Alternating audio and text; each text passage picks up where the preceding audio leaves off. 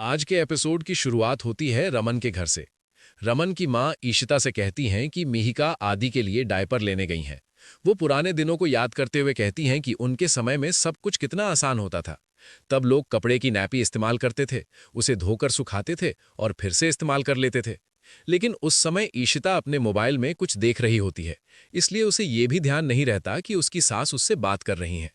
तभी रमन की माँ थोड़ी नाराज होकर कहती हैं कि ईशिता उनकी बात पर बिल्कुल ध्यान नहीं दे रही है। ईशिता तुरंत कहती है कि उसने सुना था कि वो सब्जियां धोने और सुखाने की बात कर रही थी और वो बाद में कर देगी। तभी उसके मोबाइल पर एक कॉल आता है। वो खुशी से कॉल उठाती है, लेकिन पता चलता है कि वो एक सेल्स कॉल है। ये सुनकर ईशिता थोड़ा परेशान हो जाती है और फोन पर कहती है कि उन्हें बार बार क्रेडिट कार्ड बेचने के लिए फोन ना किया करें। ये देखकर रमन की माँ हंसने लगती हैं। ईशिता उनसे माफी मांगती है और पूछती है कि वो क्यों हंस रही हैं। तब रमन की माँ एक पुरानी याद बताती हैं। वो कहती हैं कि जब रमन पहली बार स्कूल गया था तब वो बिल्कुल नहीं रोया था, लेकिन वो खुद रो पड़ी थी क्योंकि रमन ने एक बार भी पीछे मुड़कर उन्हें नहीं देखा था।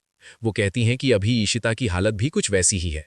ईशिता भी कहती है कि उसे रमन की बहुत चिंता हो रही है।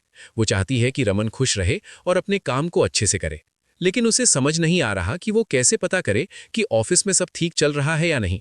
तभी रमन की माँ एक उपाय निकालती हैं। वो नीलू से रमन का टिफिन मंगवाती हैं और ईशिता को देती हैं। वो कहती हैं कि तुम खुद ऑफिस जाकर रमन को टिफिन दे आओ और उससे मिल भी लो। ईशिता मुस्कुराते हुए कहती है कि ये तो बिल्कुल पुराना तरीका है। इस पर रमन की माँ हंसते हुए कहती हैं कि वो पुरानी खिलाड़ी है।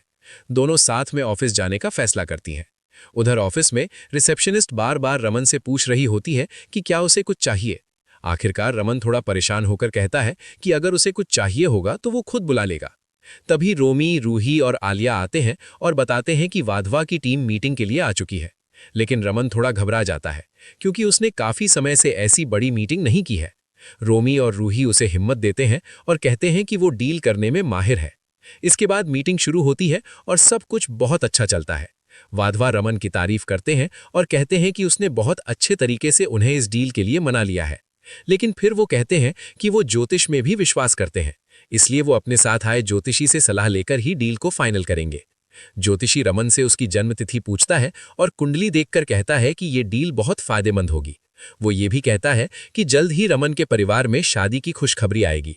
उसी समय ईशिता और रमन की माँ वहां पहुंच जाती हैं और ये बात सुन लेती हैं। रमन की माँ बहुत खुश हो जाती हैं। इसके बाद रमन उन्हें मीटिंग में बुलाता है और वाधवा से उनका परिचय करवाता है। वो बताता है कि ईशिता सिर्फ डेंटिस्ट ही नहीं बल्कि कंपनी की को ओनर भी है।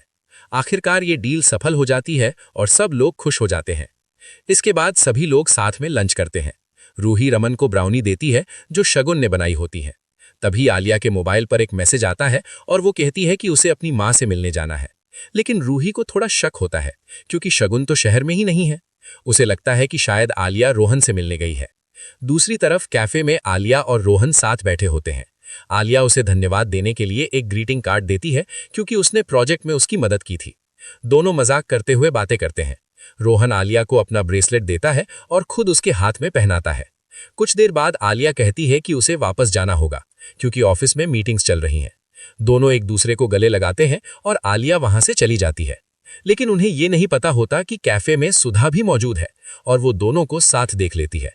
सुधा मन ही मन सोचती है कि आलिया खुश है और उसका परिवार भी खुश है, लेकिन वो इतनी आसानी से उन्हें खुश नहीं रहने देगी।